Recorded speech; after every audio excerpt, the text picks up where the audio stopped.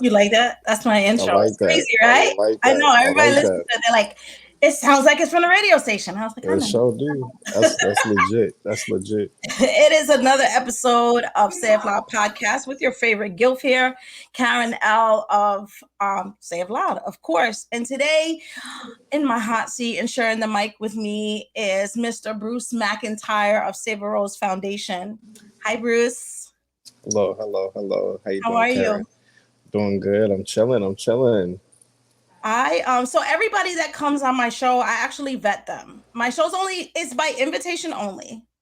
And I'm not like podcast bougie, but I am. You know what I mean? Like Heard if you. we don't have nothing to talk about, then why I'm inviting you? So I Heard have an you. angle when I invite people, and I actually do my vetting. And I went to your website and I started reading. And I'm an English teacher, so I can read. You know what I mean? I'd be like, well, what that mean? What are you trying to, Hmm. And I went to your website and I just was drawn in on so many different levels that I was like, all right, let's do it because we need to share this with other people, you know. Appreciate you.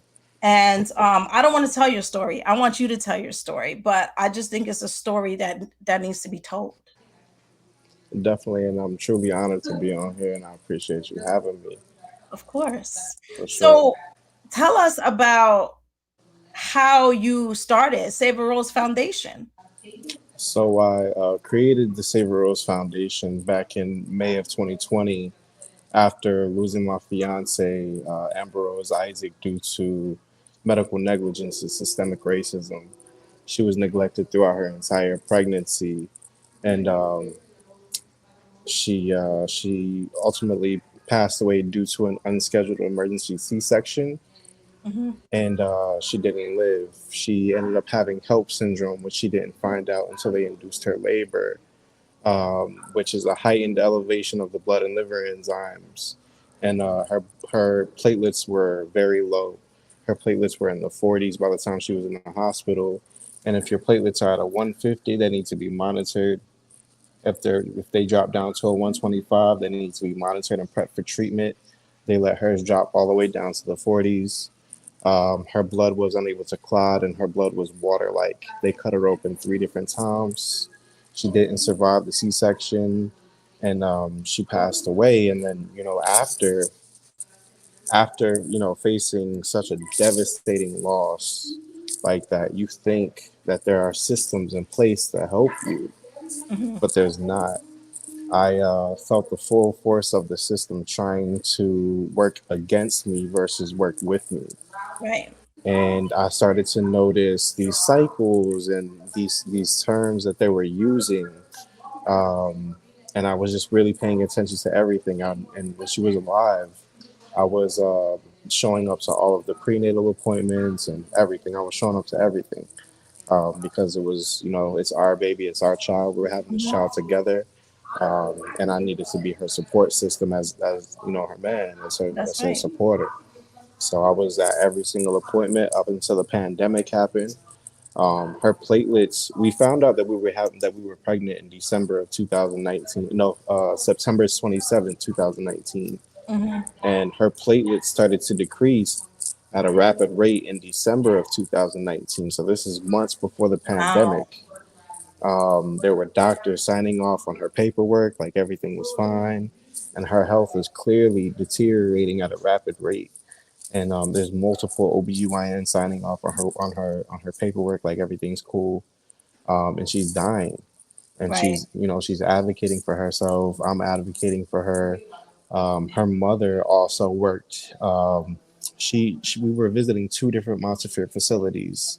The first one was Montefiore Moses, because it was closer to our home. And her mother worked at Montefiore Einstein, which we ended up having to transfer because we were facing so much neglect from Montefiore Moses. We got midwives, and we got a midwife, a nurse midwife, and a mentee that were working with us. And we sent over our blood work, and we sent over our paperwork. And the very next day, the midwife was able to catch what was going on with Amber, and why, and that her health was deteriorating rapidly. Right. and our midwife was the one that bring that to our attention. And so because that was going on, Amber was too high risk to be seen. We were unable to have a home birth. We were unable to be seen by a midwife. We Right. were unable to go to a birthing center. So due to the negligence that we were receiving from the hospital, she was pushed into high risk, and she was forced to have to go to the hospital. And our midwife was telling us, well, I don't understand why she isn't receiving medical assistance immediately. Right. We're in our second trimester, transitioning into our third. She's supposed to be seen every 2 weeks, transitioning into every week. They're Mm-hmm. not seeing her. Telehealth came out. They use telehealth as an excuse to further, neglect her, Right. and not listen to her concerns, and just brushing things off. And we end up going to get blood work done to see what's going on, to see why she's feeling like this, because she's having troubles breathing, and she's feeling dizzy, she's having headaches, her vision's getting blurry. It went from in your third trimester you want to try to walk as much as you can Mm-hmm. to for a smooth delivery, so we would do that. Um, and it went from being able to walk, half a mile to the park, to barely being able to make it down the block. Right. So it was very concerning, and her concerns were being brushed off. We get a call on April 18th or April 20th or April 18th of 2020 to come in to the hospital. We were supposed to be seen for we were just supposed to be getting work done and seeing what was going on. Um, and it ended up being, she has to be there for a whole night. She has to be there for the whole weekend. We were just, really concerned because she's tried to keep herself very healthy. And then during the pandemic, we followed all the procedures, Right. stayed inside, we social distance and everything. Yeah. We were safe. We took all the safety precautions. And, when we got to the hospital, as a concerned father, I'm trying to explain to the receptionist that she doesn't need to be by herself. Right. That I'm there. Her mother is there. Her mother worked in that hospital for 25 years out of Amber's 26 years of life. Um, and I'm telling them, if I can't be with her, at least let her mom be with her. I Right. get disrespected and called out my name. I get called Mr. Baby Daddy. Oh wow. They're trying to seat me, and then they're telling me to get out of the hospital. They're telling me to wait outside of the hospital. Um, they're not allowing her mother to go up with her, even though she works in the hospital. She has the access to the hospital and all the proper PPE to be in the hospital. They Right. still weren't allowing her. Um, so she ends up having to stay for the weekend. Mm-hmm. A few days later, she calls me in. They allow me to come in as long as I take a COVID. COVID test. I Mm-hmm. passed my COVID test. They allowed me to be in the hospital, and at that time, they weren't allowing partners to be in the hospital. They weren't allowing midwives or doulas to be in the hospitals. But they made the exception for me because there was clear negligence there, Right. and they knew I was the father. Amber was alive to tell them that I was the father. That was the only reason I was there. So after she passes away, um, I'm trying to, of course, wrap my head around what just happened. Right. But not only is that they're not giving me access to my son. So she passes away, and they tell me, oh well, you need a DNA test done because Amber is no longer alive to attest that you are the father. And I'm like, well, there's paperwork that says otherwise. Right. And they make me go through this whole process, and I'm But supposed you to were fill out there the whole time, I so was they there the whole time. I was there the whole and time. her That's mother was exactly there. how her mother was there too. Um, but yeah, they had to give my son the rights to my son to Amber's mother, which was the closest of kin. Luckily, Mm-hmm. Amber's mother was already staying with us because she was supposed to help Amber as she was recovering and I was Right. working. So luckily, she was already staying in my house. Um, so my son ended up getting released to her, and but he ended up being home with me. But I started to notice that, these are cycles that we see in the black and brown community, especially for Right. black men. Mm-hmm. Um, my lawyer sent in my DNA test like a year into surrogate's court, like within the first year, and I didn't get anything back for the first year. We're A calling whole year? surrogates a whole year is we're trying to get my DNA testing through so I can get my, the updated birth certificate, because Right. if I don't have that birth certificate, I'm excluded from, at that time, I Everything. wasn't, yeah, everything. I wasn't able to get stimulus for my son. I wasn't able to get social security for my son. I wasn't able to get child tax care credits for my son.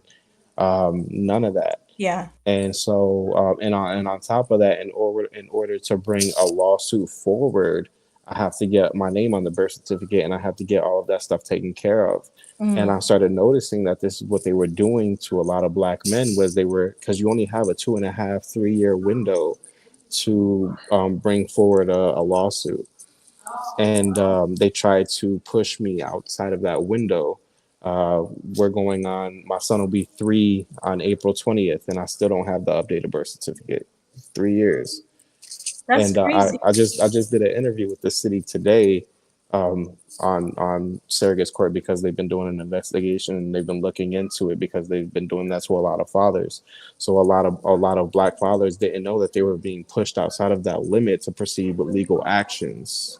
It's crazy to me to hear that, because those same black fathers, it don't take that long to put them on child support. It don't take Exactly. them that long to lock you up for your parking ticket. You know what I mean? It doesn't take you that long. So to be able, it don't take you that long to get a passport. Exactly. You know, Exactly. so even if you Exactly. took a DNA test, 90 days tops. Like, it is what it is. You Hmm. know, I find that crazy, but I do understand, and I do see the biases and imbalances, um, Hmm. and the equity that we don't get as people of color. Um, Definitely. and then especially, I mean, it happens to women, but then especially to the men, Mm-hmm. because you almost go in there and it feels like no matter what your relationship is, there's somebody looking at you and just assuming who you are, what this, like the comment that you made, that someone will just be like, oh, well, you're just the baby daddy, or you're just, and kind of in some ways emasculate you in that situation, Exactly. and take that away. And it's people who don't even know you. Exactly. 3 years. Exactly. I still can't believe that. 3 years. Yeah, 3 years. I still don't have my updated birth certificate. 3 years, and it's been going on to a lot of black fathers, um, and uh, and then even with the hospital after the fact, like I was mentioning, there's no systems that are set in place for black men, especially, but women also, but black men especially. There's no system that's set in place after such a devastating loss like that. Instead of, the hospital reached out and was trying to give us services like, grief counseling and therapy, and without even giving myself and Renita, Amber's mothers, the proper evaluations, they're already trying to throw antidepressants and strong drugs in our face, like Xanax and all these other things. And I'm thinking, is this really how they're trying to get me to cope with this loss? Hmm. How am I supposed to take care of my newborn child who just lost his mother if I'm doped up on drugs and I'm left incompetent to take care of him? Then I have to Right. worry about child protective services showing up at my Yeah, door, my son exactly. becoming state property. And Hmm. this is a perpetuated cycle that we Hmm. keep seeing going on. Yeah. And once I noticed that, I knew that I needed to step in, and I know that I needed to do something about it. Before the pandemic, I was a financial loan advisor on Wall Street. I used to work at the 40 Exchange building, and my job was to literally help people grow their businesses. And so when I seen the lack of services in the Bronx, I was like, I have to create services. Right. And I started, thinking and coming up with ideas, and partnering with other community leaders. And the first thing of order that I was thinking about was, bringing a freestanding midwifery led birthing center to the Bronx. Right. I saw that. Yeah, so that's one of my main projects that we're working on now. Um, we got our bill passed because I've also been messing with legislation and been a part of these boards and been crafting legislation alongside some of I these board appreciate members. that. I Oh, appreciate that. for sure, Because and we a lot of times what happens in these cases is that because hospitals have big lawyers and wait a long exactly, time and know how to play chess, right? exactly, And they assume that you don't have the money for a lawyer and that you're not educated, and you know what, we're going to throw you this amount of money, we're going to throw you this service, and that should be okay. And mm, so unless there's legislation to hold them accountable, right, and people know about it, then those big companies and big hospitals and big insurance companies are not going to take it seriously. exactly, exactly, and yeah, we created some of these programs, and or we got our bill passed um, at the uh, at the end of 2021.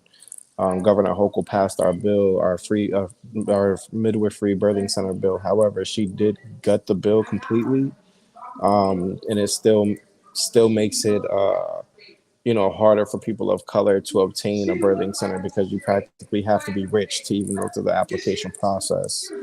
Wow. Yeah, so it still substantially affects Black and Brown people of ownership of birthing centers. However, we're still working around it, and hopefully by if we get all the funding together, we can break ground in July Oh, that's and nice. start That's building a that's birthing center. soon. Yeah, that's soon. That's soon. So That's soon. hopefully, fingers crossed, we get everything together. And then I'm supposed to hear about these birthing center regulations here coming up on the 9th, so we can see what's going on with that and see what we need to do and what we need to work around. But that's coming. That's coming for sure. I love it. I And love that you took this and you were like, you know what, I'm going to do something about it. I'm going to do something about have it. I'm to, not going to talk about it. I'm going to be about it. have to. My next question to you is, how can men better be educated and supportive on this topic? Because a lot of women are like, they know what they're feeling, they know what they're going through. And yes, I remember I had my first child at 17 years old. I remember going to the hospital and the nurses being so mean to me. They were just mean. They just, mind you, my dad worked at the hospital. They assumed I didn't have insurance. They assumed, like, I don't know what they thought, but they were mean. Like, Mm, I wanted to cry. I don't want to be here. I'm in pain. Why aren't you doing anything? Me, mhm, you know? And I think sometimes like the men that are in the room want to be supportive and they want to be helpful and they don't know how to use their voice. So how can men be better educated so that they could support their family, their loved ones, their daughters, their partners, whatever the case may be, because mhm. there's not enough conversation around it. Yeah, and it's sad that you actually say that because that's um, yet again another ongoing cycle that we see. That's exactly what happened to Amber. The receptionists were being nasty and ugly with her. Got her transferring between different offices that she's not supposed to be in. Misinformation, all types of things, and she was. They were being disrespectful to her too, and like I mentioned, I was able to take Amber to almost all of her prenatal appointments, um, and there was one time where I didn't go inside with her, but I was just sitting outside the car. I think I had like a phone meeting or something, and she's texting me and she's upset and she's crying because she's telling me that the receptionists are even being rude to her after she already doesn't feel like she's being heard by her OBGYN. Mhm. And I'm telling her, nah, for real, like that can't, like I'm in disbelief. But I know if she's saying that that's happening, then I know It's that that's just happening. happening, Yeah. because I'm not going to disregard how she was feeling and what she was saying. And so I went in the next time with her. She was dealing with that same receptionist, and and I seen how the receptionist was interacting with her, and I intervened. Yeah. So I think it's very important that we are paying attention to what's being said and what's being done. And I think as men, a better way for us to step up is to want to be educated on this, on reproductive health and womb wellness, and really understanding your partner's body, your partner's autonomy,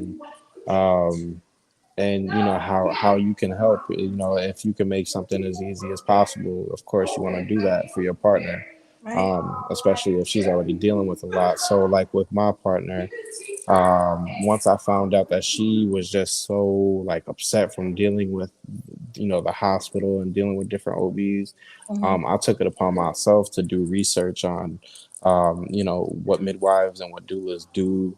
And I ended up finding our midwife. I interviewed our midwife, everything. I introduced her to the midwife. The midwife answered all of her questions. Was able to tell her everything that she needed to know. Wow. And trying to find different solutions for your partner, because a lot of us feel like that the hospitals or the OBs, that their word, the doctors, their word is law. We have to listen to them. No, Hmm. there's other options. I advise that you get three, four, five opinions, Right. and see what makes the most sense to you.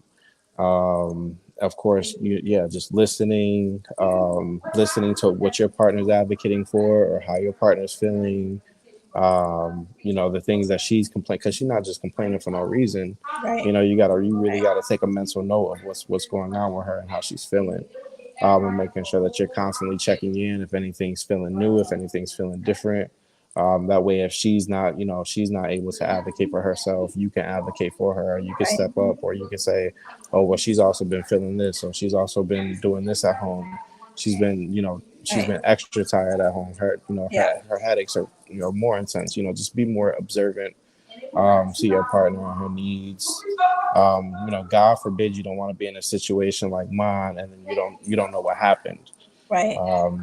That'll be a shitty situation to be in, or a shitty feeling to have, because you're not gonna know what to do. You're not gonna know where to go.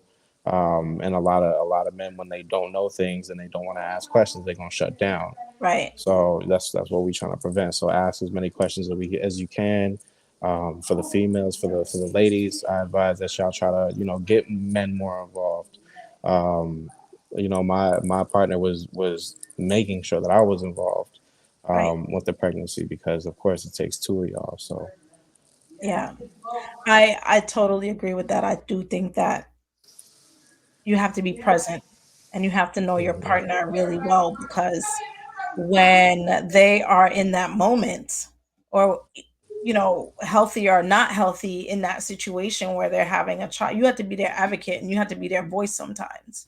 And hmm so you need to know what's going on. You need to know them really well. You need to know what's going on so that you can be an advocate, because if I'm lying there and I need someone to make the decisions and put their, let me know or protect me, then they need to know what's going on to be able to hmm do that, you know? exactly, because there's nobody. I'm telling you right now, nobody is coming to help you, except for your community. Nobody else is gonna come help you. You don't have, not the city, the state, the government. They're not gonna come help you. You literally have to go do it yourself. So after Amber passed away, Governor Cuomo was in a city council hearing in May of 2020, Mhm. and he my advocacy work blew up immediately after Amber passed away. Maybe like a day or two, I was going viral all over the world, not just the United Yeah. States, but all over the world. And so Cuomo and a lot of them were getting a lot of heat. So they're asking, Governor Cuomo at the time, about our situation and what they plan on doing. And I hear him, I'm watching him, and he says, "My maternal task force is going to help them and take care of it." Right. Right. Then he turns around and creates an executive order trying to block people like me from suing.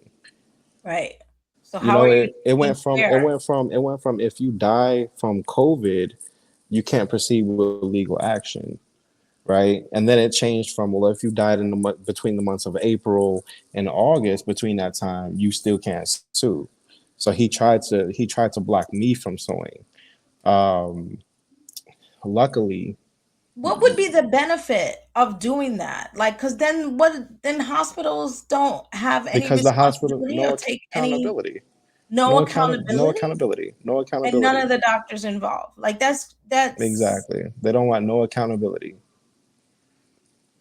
but they should be held accountable. They Like, should be. Yeah, if they I should come to be. the doctor every month for 7 months and you're supposed to be taking care of me, and I'm trusting that you're taking care of me, and I'm telling you how I'm feeling, and Hmm. you're negligent with my health, Hmm. then whose responsibility is that? Because I came, right? And I Exactly. did everything that I was supposed to do that you told me to do.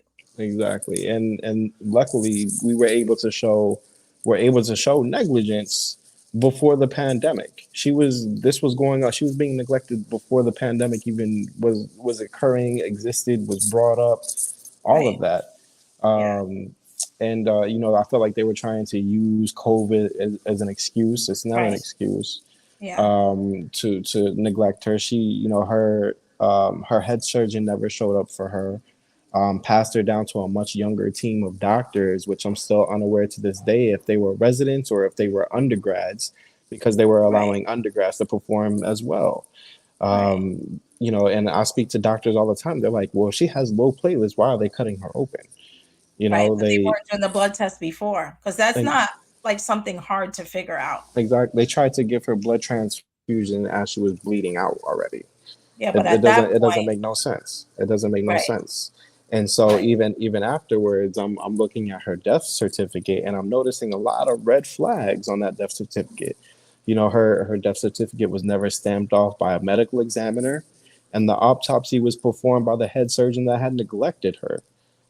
That's a right. huge So red they're gonna flag. save their own. Yeah, they're gonna save. They're not gonna admit to anything. Exactly, exactly.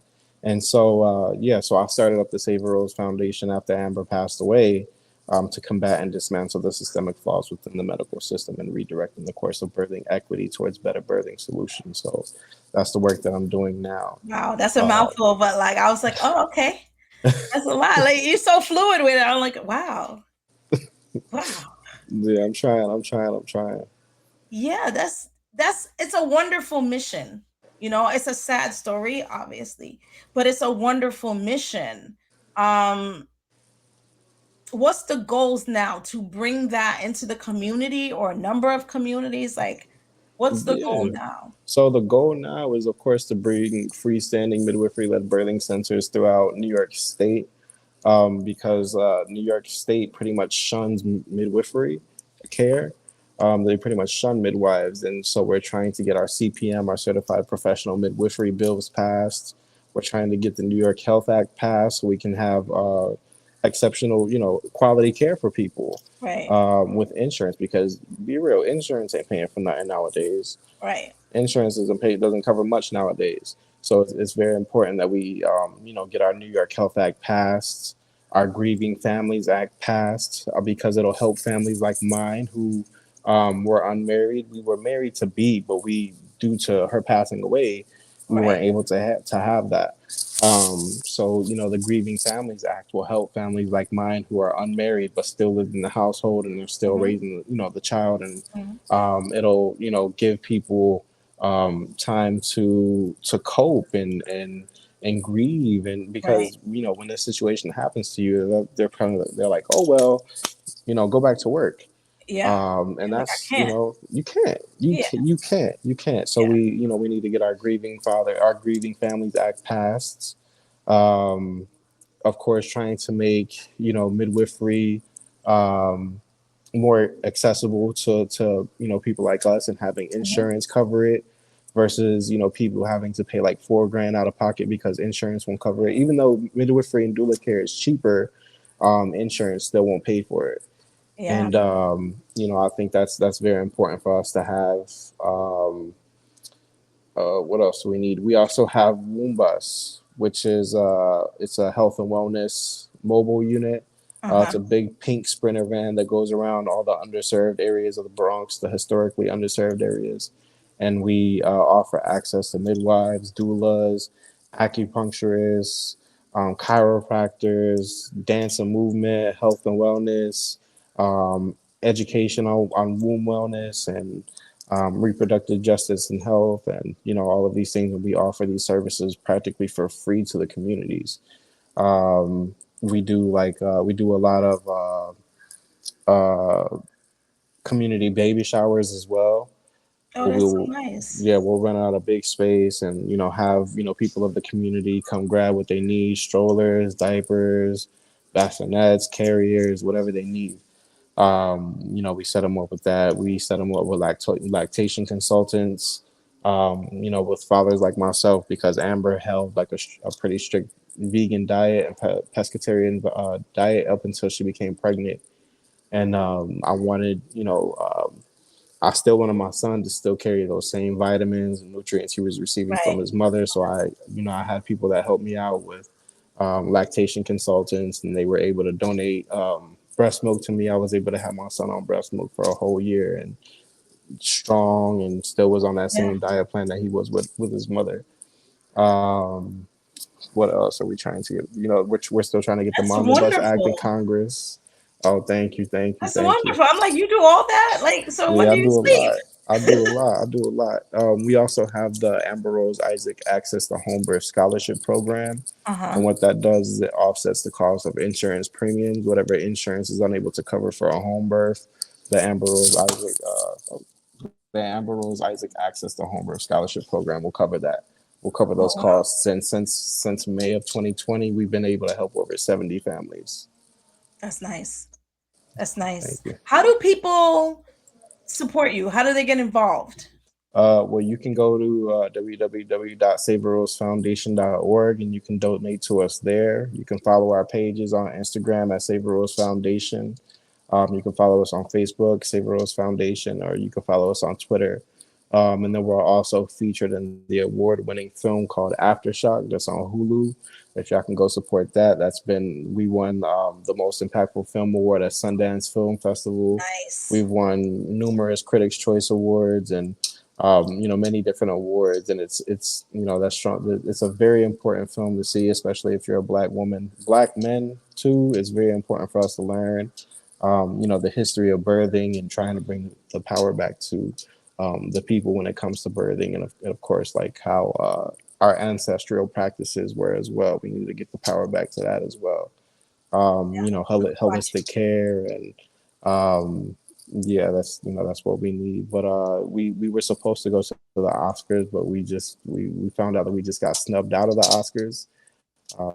They weren't really, they weren't. We already know that they don't support too many black filmmakers. Right.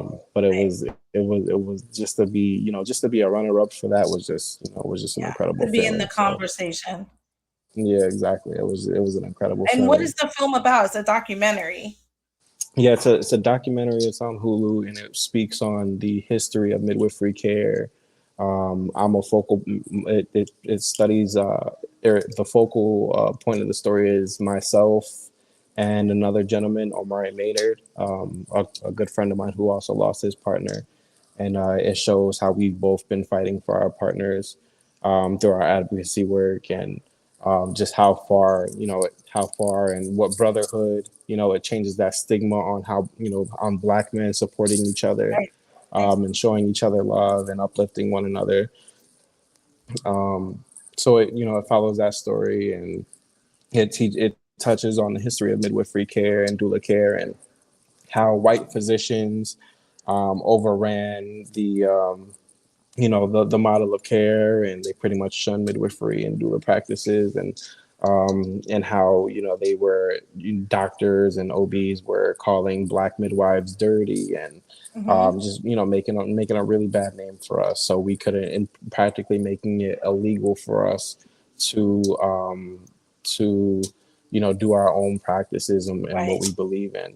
Right. They practically, and how they made it illegal for us, and then how also how that plays into today's model of care, and how the literal medical system gatekeeps people, black people, people of color, from it gatekeeps them from care, from quality care.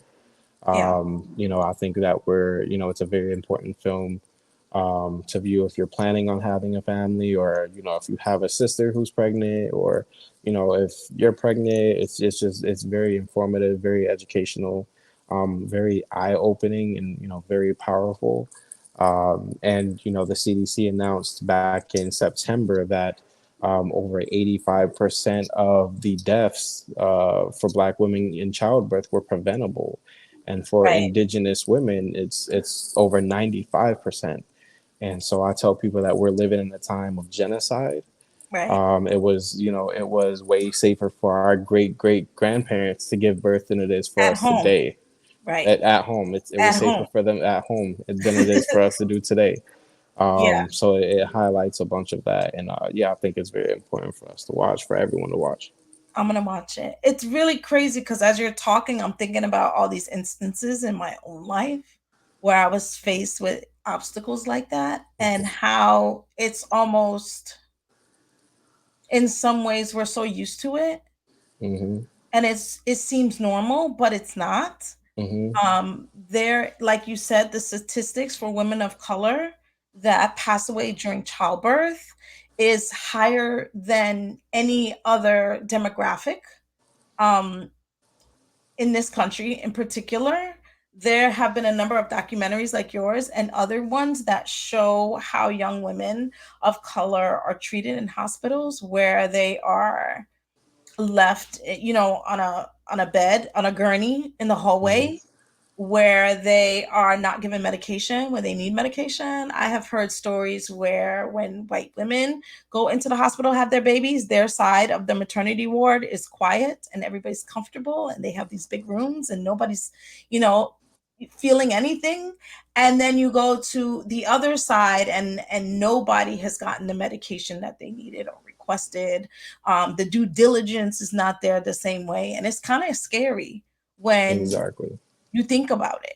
You know, it's kind of Exactly. scary that someone has that power and you really and you trust someone in that position, because when you're having a baby, like, I don't know how to deliver a baby. You put your trust in these people and they're not looking out for your best interest, Exactly. and they're using what it is, and it is systematic.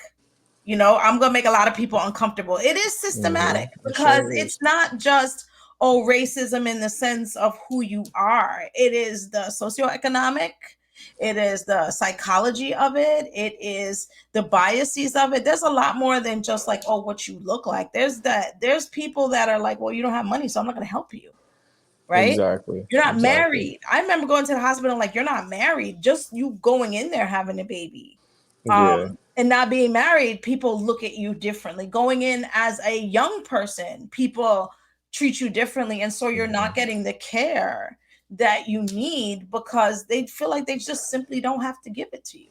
Exactly. So that's exactly what happened to us. We during our first OBGYN visit, she was asking if we were married. We told her no, that but we have plans to be married. And she was, screwing her face and smacking her lips Why, and that's our business though. Like, I exactly, don't feel exactly, like if I walk in somewhere, I should have to define that to you. I don't feel exactly, like the doctor that makes any different how you take care of me. It's not your business. If I ask you that question and say, can you be my doctor or not be my doctor, if I don't agree with how you choose to live your life, like, does that make a difference on your end? If I flipped it the other way, I just don't feel like families deserve to be treated like, well, if I don't meet your moral compass, then I'm not going to treat you the way you hmm deserve to be treated, especially when you're in a position where you, in some ways, as a doctor, take an oath to do what exactly, is in the best interest of your patients. exactly, exactly. But the like the film shows also, it shows how these hospitals have been making money off black bodies, and how there's been a spike in the C-section rate for black women, and the C-section rate is 50% more costly than it is for a natural birth. So you can literally see through graphs and and through data how the hospitals are setting up larger incentives for themselves, especially the hospitals that are being so substantially defunded, which happens to be the hospitals that are in our Right, communities. right, right. So So yeah, how do we so get that money back? We charge the insurance exactly, company. How do we get her out of this hospital so we can use the bed again? Well, we're not going to wait for her to labor for 14 hours. We'll just have a C-section exactly. and then they could kick you out. Because I had a C-section and they sent me home so fast, I didn't know what hit me. Hmm. I was like, you didn't even stitch it back. I got staples. Like, this is not okay. And they took him out. They took him out before I left. Mm-hmm. And I was out of the hospital. I kid you not. And maybe 24 hours, 48 hours. This is not okay with me. But what do you do? And a lot of people don't know, but I will say this, you can tell the doctor you don't want to leave. Yeah, exactly. A lot of people just go, well, the doctor said it was time for me to go home. No, you can tell the doctor, like, look, I don't feel like this is the best decision for me right now. And I think I should Hmm. stay and I need you to do this. That's A what I lot of tell people don't people. know that. They just assume that, oh, well, the doctor said I could leave. I'm going to go home. But you're Hmm. not confident in what the doctor told you. You don't feel any better. And you're just taking it. And then a lot of people end up coming back 2, 3 days later because, Exactly. Exactly. you So know, that's what I tell people too. Make sure y'all asking questions until you feel comfortable leaving.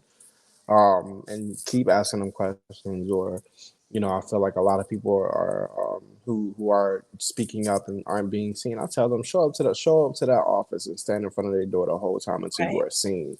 Like until right. everything is checked out and you feel confident before you leave. Yeah. I also tell people that if you're not comfortable and your doctor's not working with you or listening to you, then find another one too. Like, we not married, right? I'm not committed to you more than whatever it is that you have to do. So if you're not getting out of that relationship and the care that you need, then be like, I'm gonna go find another doctor. And I'm going to find another one until I find someone. And I think when we're people of color, because of our socioeconomic situation, and we feel like almost intimidated in certain situations, we don't know how to advocate for ourselves and say, you know what, I need to find another doctor. I need Exactly. to find someone else that can help me. I need to look at holistic medicine. I want to try this kind of treatment. We kind of wait for someone to dictate to us versus using our voice and advocating for ourselves. And that's just as important when you think about your care and your life. Exactly, exactly, and so that's why it's very important for people to get educated because a lot of these doctors don't educate you on a lot, and Mm-mm. there's a lot of misinformation, um, that goes undetected because the doctors aren't going out their way to educate you. They just Right, kind of expect you to know. And right. so we Or often not. give exactly or not, yeah. And so Right. we use pamphlets on how people and we give them to people on how to advocate for themselves and things to look for. Early fibroid detection is a big one. If they identify with HELP syndrome or um, postpartum depression or Mhm. things like that. We kind of teach people how to identify with certain things and then have them reach out to a birthing professional. But That's yeah, I think great. it's very important that we educate ourselves and advocate for ourselves, advocate for our partners as much as we can. Thank you so much, Bruce, for having this conversation with me. I really feel like you turn this into a voice and a platform, and you're advocating for all the people um in this process, for all the Mhm. people that don't have a voice. And so I appreciate that. And I appreciate that you can do that for so many people and bring so much light to something that's happening in the time, in the time that you have kind of been dealing with this.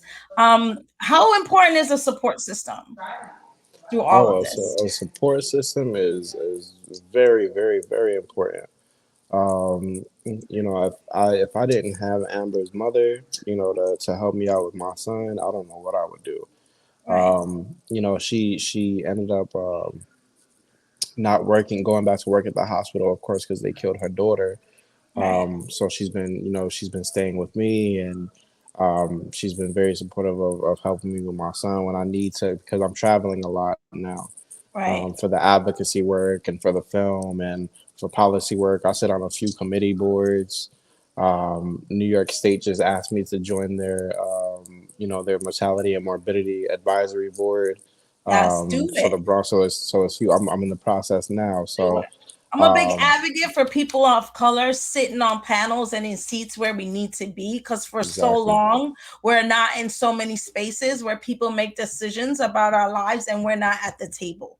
And Exactly. so everything that you could sit there and advocate for, not to put the pressure on you or anything, but it's really important for me as a person of color who works with children and education. I always tell people this: I want to be able to sit at the tables and be respected in the conversation, not because I'm a woman and I'm loud, but because I have the credentials to be able to, and the experience to be able to sit there.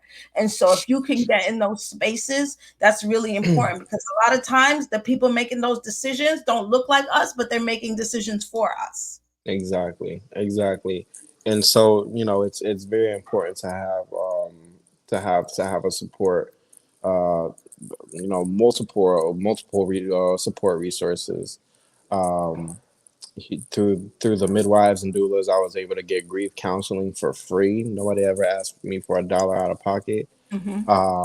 So really leaning in on my community, for help, because I had Amber to help me. Amber was, somebody that I was able to confide in, and she was also, a counselor as well. Right. So she was somebody that I was able to turn to. I had very bad depression and anxiety issues that only she was able to help me with.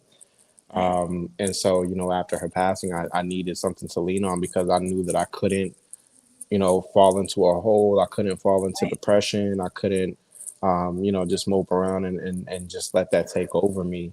Mhm. I knew I needed to do something, and I couldn't do it without support. So, leaning in on the community, finding people who are dealing with, similar situations that you're dealing with, who understand you and get you. Because I even reached out to my closest of friends, and they didn't know what to say to me. They didn't know how to Right. talk to me. They didn't know how to be there for me.